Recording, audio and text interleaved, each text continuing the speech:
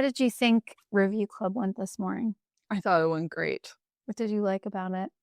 Well, we talked about how one article said that hybrid and remote work was basically the worst. I couldn't believe that. Usually you think of Harvard Business Review as kind of measured. Yeah. They're not planting a flag in the ground saying this is evil. Mm-hmm.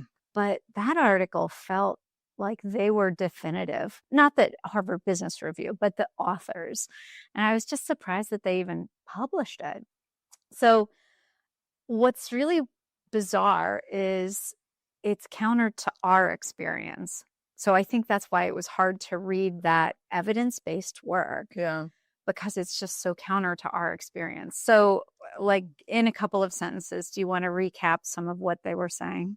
I mean, they were saying your culture takes a hit, commitment takes a hit, performance takes a hit, Collaboration takes a hit. right? It's not possible. Meetings are a waste of time. Yeah, engagement takes a hit. Yeah. Yeah, just meaningful work. I mean, I don't know. It was just like every possible evil thing that could happen in the workplace. This is the cause. I mean, maybe this is hyperbole, but not really. Yeah. And then they were just talking about remote, but then they even dug deeper that hybrid, that doesn't work either. Because if you come into work and nobody's there that day, you have the same problem. So yeah, I do wonder.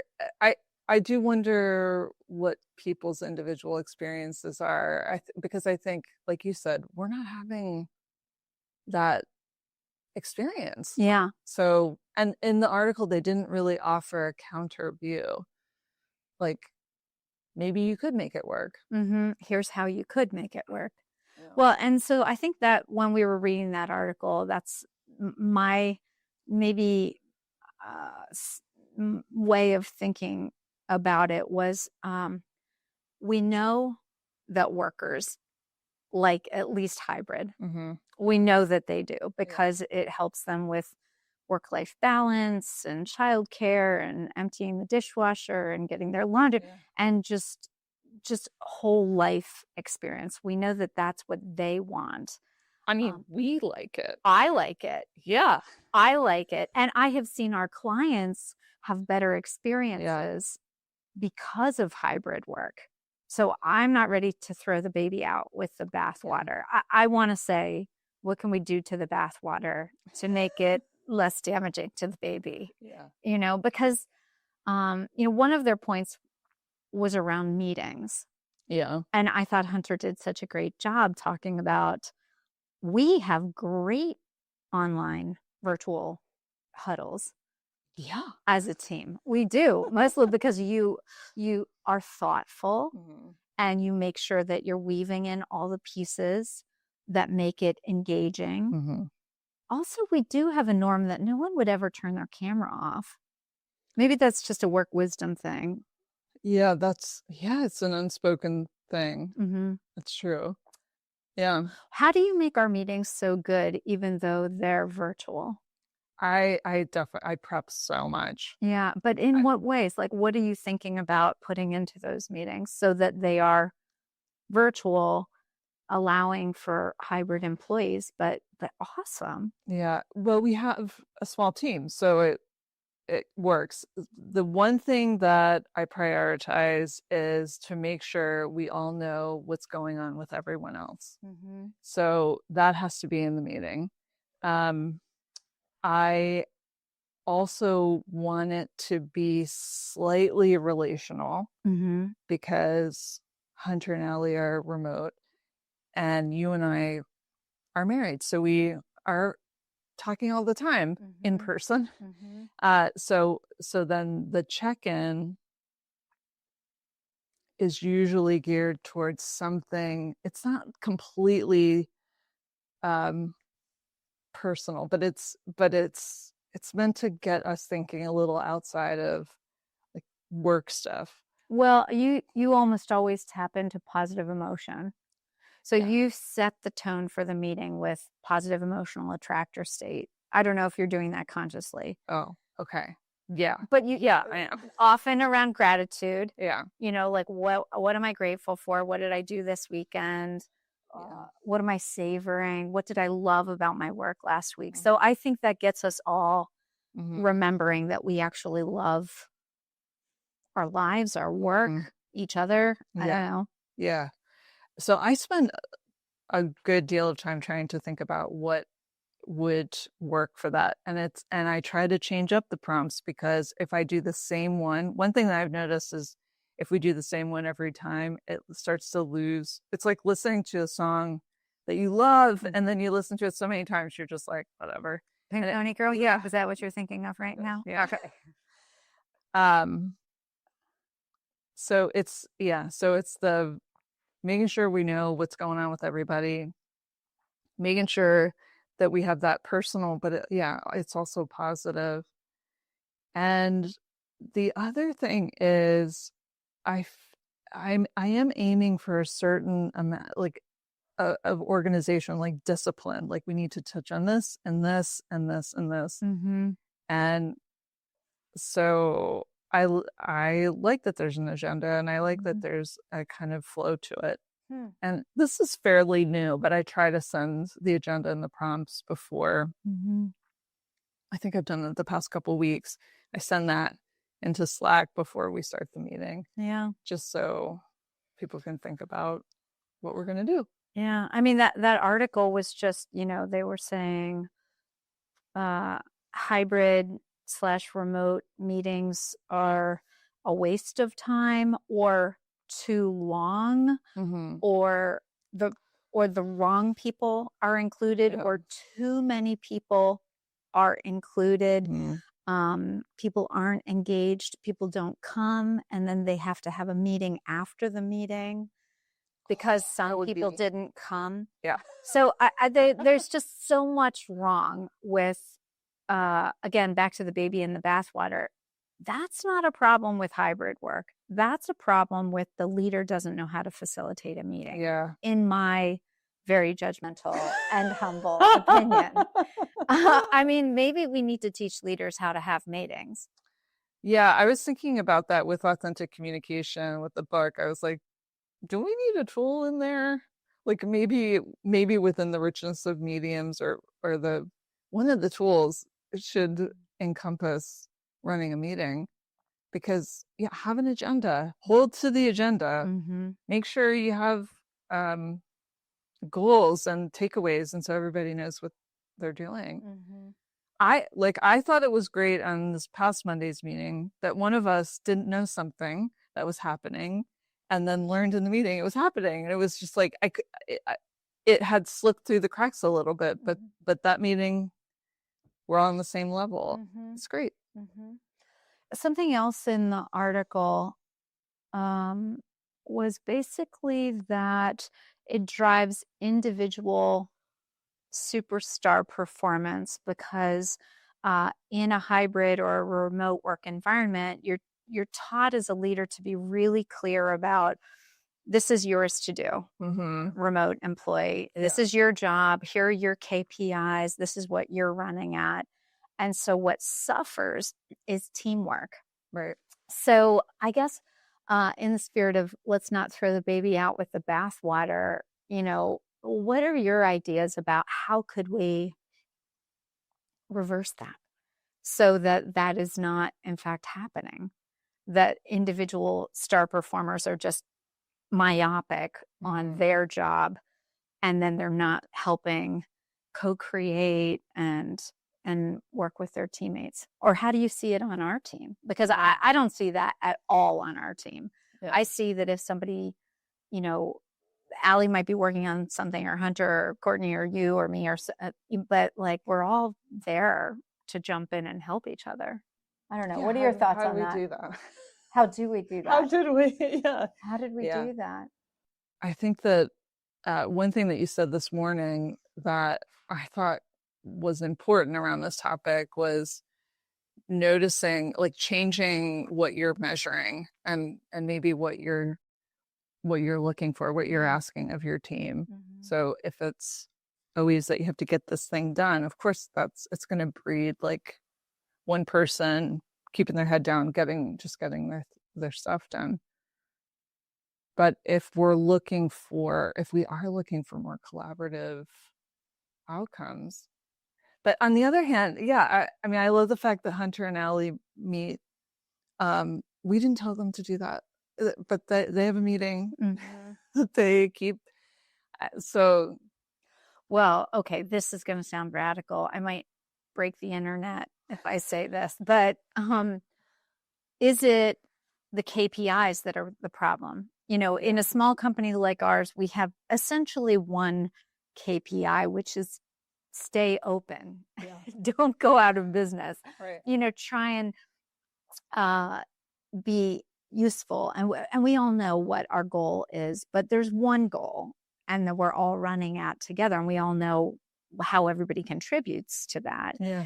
But we don't really sit down and say, okay, Sarah, you need to bring in $1 million of business, and Hunter, you've got to get so many articles in Forbes this year. You know, we don't divvy it up like that. So is that what normal companies do?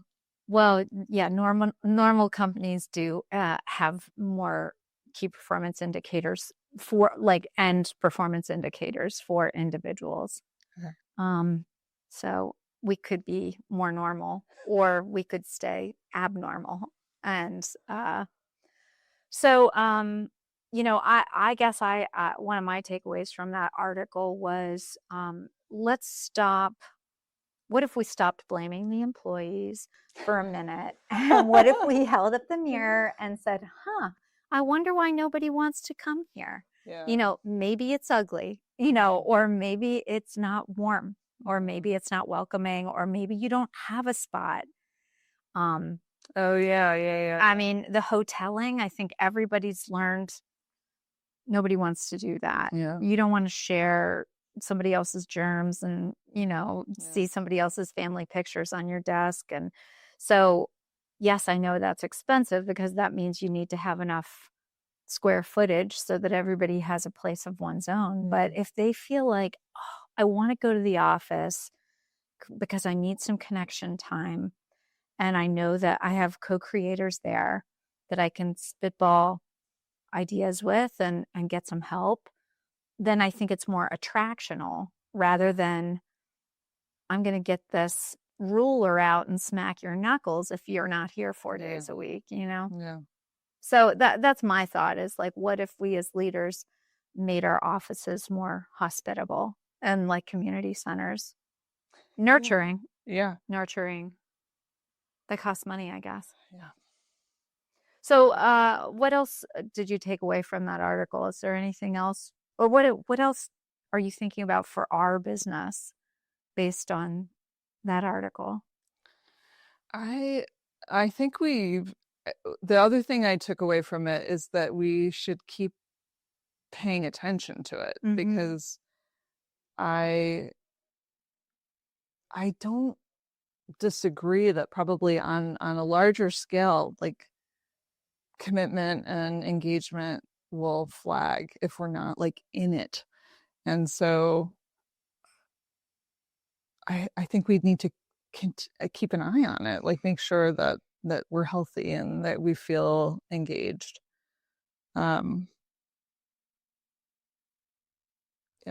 Yeah, I think it keeps, for me, I keep thinking about, well, it's about intrinsic versus extrinsic motivation. And if we can help our employees truly love their work or see it as meaningful, even if they're building mousetraps or whatever that is, you know, there's meaning in that work. If they can love that and love the teamwork, then we don't have to count how many hours their green light is on. Yeah, gosh. Because that sure is not life-giving to anyone. Yeah, that makes me.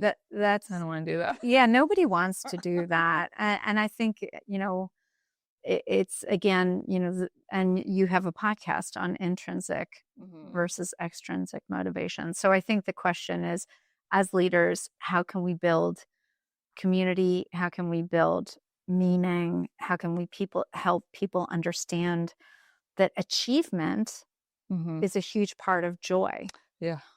So that was another article we read in HBR today, that there are 3 parts. Do you want to say what that article was about? Yeah, it said that, well, the premise was really cool. It was that to have a satisfying life, you needed to have a sense of achievement or accomplishment. That was really a big part. And you also needed to have meaning. Like there's something bigger than outside of just me. That's really important. And then the third piece of the satisfying life is joy, is experiencing joy. And so in that article, they were saying that high performers tend to have the first 2, and then the third is like in the crapper. Yeah. Like people are like, when I make time for it. Yeah. Which is, yeah. But that's the fullness of it when you can have all 3 of those things. But they did say that they found that a lot of people's experience of joy didn't actually happen at work. So they talked a lot about how to achieve that positive emotion, because it might not always happen when you're at the workplace. So yeah, I think it's so important that we remember we actually need all 3. Yeah. I think there are people who become really wealthy, or when folks retire or sell their businesses, and they're no longer doing the achieving anymore. It's not a rich life anymore. Yeah, you know, they might have money, but it's not a rich life. So achievement is part of having a really good life. And so how do we achieve and have meaning and have joy? You know, and I think workplaces can be a big part of that. Yeah, I mean, when we were having review club this morning, it felt like all the things. It felt meaningful, and it felt like we were doing something, and it felt joyful. It feels like a bonus. Yeah. So, I mean, to tie it all back to this hybrid, remote, in-person, work from anywhere, work from a coffee shop, work from where, you know, whatever. I think that those are the 3 things that leaders want to pay some attention to. Am I creating and cultivating a place where people feel safe and seen so that they can achieve, hopefully, and find meaning, even if it's through teamwork or and joy too. Yeah. And not that all of that is the responsibility and culpability of the boss, but I think we need to pay attention to it if we want to win in the long run. Yeah. And the boss does have a lot of influence on that. Yeah. So, and the owners even more. Yeah. Yeah. Good point. Well, it was nice having coffee with you. Yeah, you too. Yeah. Is this the end of our very first vidcast? I think so. Okay, should we clink our coffees together? Is there going to be some sort of ritual? Love you. Love you too.